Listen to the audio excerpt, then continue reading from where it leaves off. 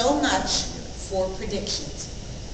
This morning, we will talk with John Harwood of CNBC and the New York Times to hear his latest thoughts on what's happening with the Democrats and who John McCain might choose as his running mate. John is widely regarded as one of the most experienced and insightful observers of American politics today. So we are very eager to hear what he has to say about the end game within the Democratic primary and what might happen in the fall when it's down to just 2. John's complete and very impressive biography is in your agenda book. I also want to point out that we are very, very privileged this morning to provide everyone at our conference with an advance copy of John's soon-to-be-released book, Pennsylvania Avenue, Profiles in Backroom Power. Please join me in giving a very, very warm NCSL welcome to John Harwood.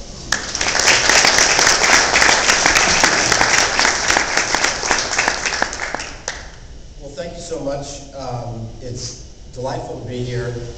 Now, I'm going to deny that I was one of those pundits who said that it was going to be wrapped up for Hillary in January, but do you have videotape or anything like that? Okay. No tape. Yeah, I was scared of that for a moment. I'm especially glad to be able to talk to a group of legislative leaders. I think state legislative sessions are the most fun journalistic event to cover that I know of. I was based in Tallahassee for a couple of years in the mid-1980s, where they have an insane system of choosing leaders. I'm sure you probably know they limit the amount of time you can serve a speaker, and so it may even be that the children of incumbents when I was there in 1983 and 84 were running for the speakership that is right now, about to be chosen. They're running constantly. Freshmen were running for the speakership when I was there. But it's a really cool thing to cover, and it's a place to see democracy in action at an even closer level than we're able to see in the Congress, and it's a lot of fun. Although I'm sure it's not always fun for you guys, but I think, and I'm also, thank you for introducing me as experienced. I know that means old, and I am kind of old compared to a lot of people who do political coverage, but such as it is, and you do learn a few things, over watching elections for so many years. I think we're very, very lucky to be living through the 2008 election. I certainly feel that way.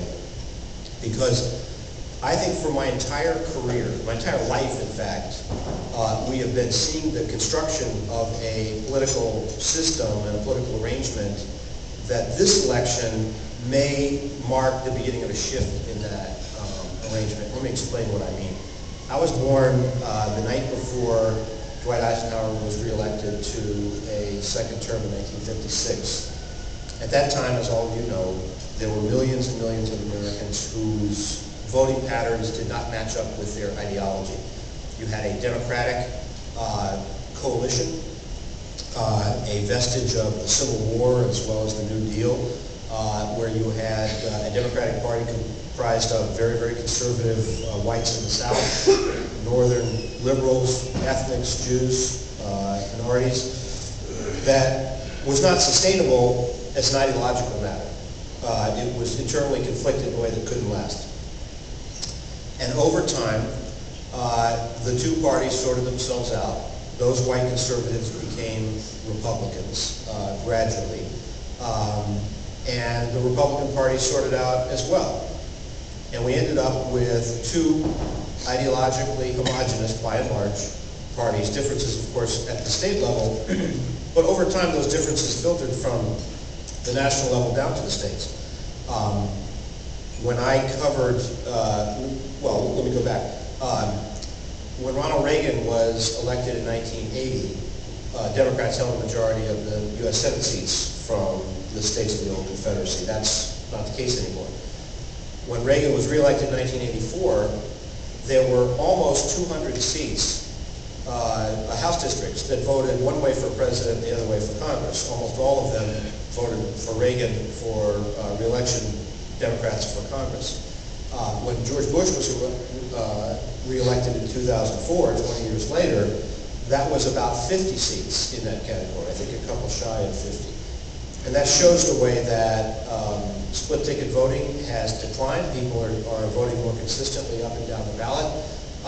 If you are in favor of a little bit more government, a little bit higher taxes, you know which side you're on. If the opposite, you also know. If you favor abortion rights and greater environmental protection, and you like a little gun control, you know which party you're on pretty consistently. The reverse is true for the positions at the opposite end of the spectrum.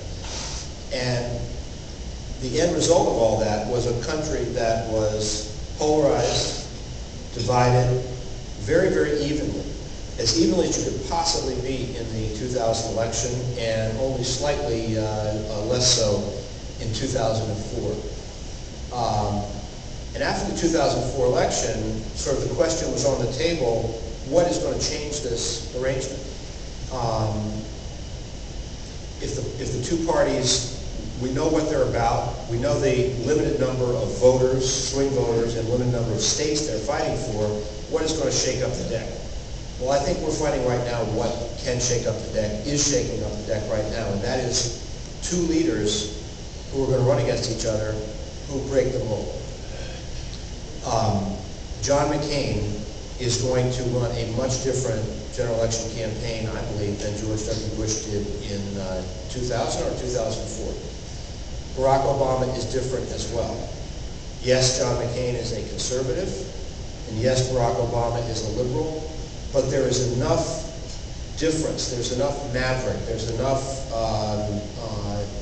new style and new content in what they're pushing that I think we're going to see an election that is much more fought over the political middle, that involves much more, John McCain is going to get a whole lot more of the Democratic vote than George Bush did, and I think Barack Obama has the capacity to get more of the Republican vote, certainly the independents, than John Kerry did in 2004. Some of that, in the case of Barack Obama, is not really about ideology. It's about who he is, the way that he's trying to turn the page of a new generation. We had the launch party for our book last night, which was a fabulous event. And I was talking with a woman who we profile in the book. Her name is Bernadette Booty. She's a strategist for the business community, BIPAC in Washington.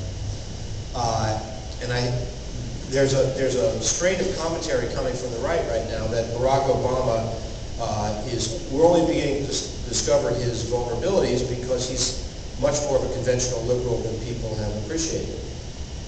And I asked Bernadette, now that it looks like Obama's going to be the nominee, what do you think of Barack? And she said, we can do business with him and it's going to be much different. How is that? Because we're going to be at the table. And it's going to be a much bigger table than it would have been if Hillary Clinton were the nominee or president. It's not going to be an us versus them thing. We may not get what we want from him, but we're going to be heard by him. And that in itself is a change. Think about John McCain. John McCain, who opposed the Bush tax cuts in 2001. John McCain, who supported campaign finance reform in direct opposition to the base of the Republican Party.